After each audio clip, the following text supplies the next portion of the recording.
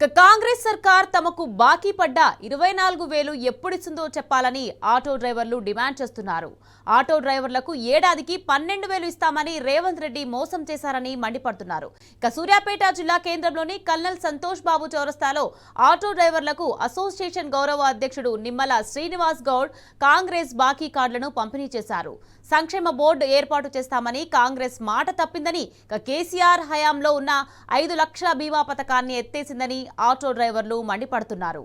కాంగ్రెస్ కు ఎన్నికల్లో తగిన బుద్ధి చెప్తామని హెచ్చరిస్తున్నారు.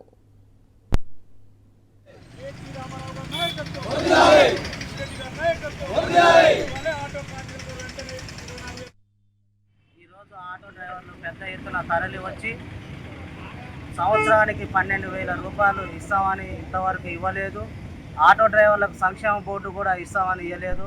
గత ప్రభుత్వంలో సీఎం కేసీఆర్ గారు ఆటో డ్రైవర్లు యాక్సిడెంటల్గా చనిపోతే వాళ్ళ కుటుంబాలు రోడ్డున పడతాయని కూడా ప్రమాద చేస్తూ 5 లక్షల ప్రమాద బీమాను కూడా గతంలో సీఎం కేసీఆర్ గారు ఇచ్చారు.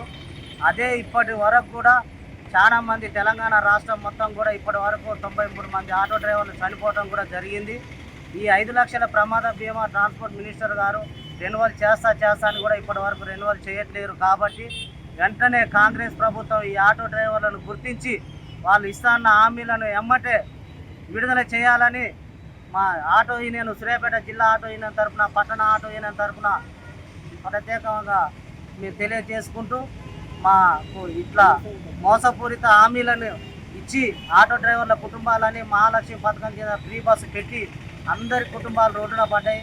ఆటోలకు ఫైనాన్స్ కూడా కట్టలేని పరిస్థితి. ఈరోజు ఎప్పటికప్పుడు ఆటో మన పిల్లలను చదివించుకునే స్తోమత కూడా లేక అప్పులు తీసుకొని వచ్చి ఆత్మహత్యలు చేసుకున్నటువంటి ఆటో డ్రైవర్లని ఎమ్మటే 10 లక్షల ఎక్స్క్యూషన్ ఇచ్చి ఆదుకోవాలని సీఎం రేవంత్ రెడ్డి గారికి సూర్యాపేట జిల్లా తరఫున భారీ ఎత్తున హెచ్చరిస్తున్నామని కూడా మరొకసారి తెలియజేస్తూ ఈ అవకాశం ఇచ్చిన